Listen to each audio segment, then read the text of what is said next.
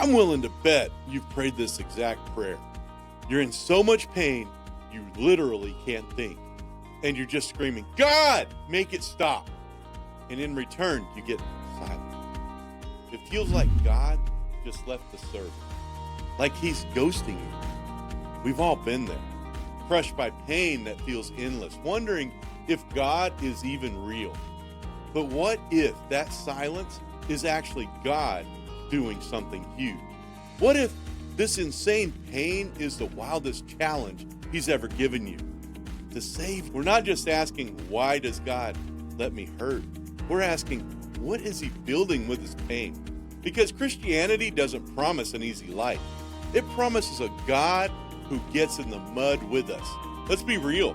When we're in pain, our first thought is, what did I do wrong?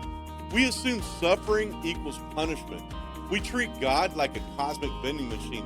Put in the good deeds, expect blessings to drop out. And when they don't, we feel ripped off and forgotten. But scripture flips that idea. Look at Job. Called blameless, yet he lost everything. His friends accused him of sin, but they were dead wrong. Job's suffering wasn't a penalty, it was a test that heaven was watching unfold for reasons too deep to see. Even though sin broke the world, your personal pain isn't always a punishment for personal sin.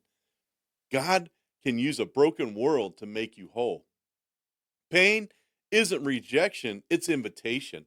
What if God's love isn't about making you comfortable, but about being with you when you're uncomfortable? Here's one of the craziest promises Jesus ever made. He looked at his followers, knowing what they'd face, and he didn't say, don't worry, I'll make life perfect. He said, in this world, you will have trouble, but take heart. I've overcome the world. The promise was never storm-free living. The promise was his presence in the middle of the storm. Jesus' life was no shortcut around pain. It was a straight through the fire mission. The Bible calls him a man of sorrows. His suffering saved the world. So when we hurt, we're joining the Jesus challenge. Paul even said he wanted to know Christ and the fellowship of his suffering. He saw pain not as punishment, but as a doorway to deeper intimacy. God isn't watching from a luxury skybox. He jumped into the arena. On the cross, he felt betrayed and isolation to prove he can reach you anywhere. That silence you feel, it's not abandonment. It's the focus of a surgeon performing life-saving work. You may feel the cut, but he's healing what you can't see. Nobody likes pain. We run from it. But in God's world, nothing is wasted, especially pain. The Bible calls it the refiner's fire. Intense heat burns away the impurities until only gold remains. Likewise, God uses hardships to burn off pride, self-reliance, and fear. Pain does what comfort can't. It drives us to depend on him for real. When life's easy, faith is a cool accessory. When life collapses, faith is your oxygen. Paul learned that through his thorn in the flesh. He begged God 3 times to remove it. God replied, my grace is sufficient for you, for my power is made perfect in weakness. So Paul bragged about his weaknesses so Christ's power could rest on him. Your biggest level ups in faith happen at your lowest points. God's not a cruel boss enjoying your struggle. He's a coach building endurance. As James wrote, consider it pure joy when you face trials, because the testing of your faith produces perseverance, so you may be mature and complete. Pain is God's tool to upgrade you. Suffering reveals what you really believe and who you truly trust. Don't confuse God's refining with indifference. He's not heartless. He's compassion itself. The Lord is close to the brokenhearted and saves those crushed in spirit.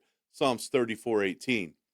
When Lazarus died, Jesus knew resurrection was coming, yet he still wept. He felt the grief first. God doesn't get pleasure from your pain. He grieves with you.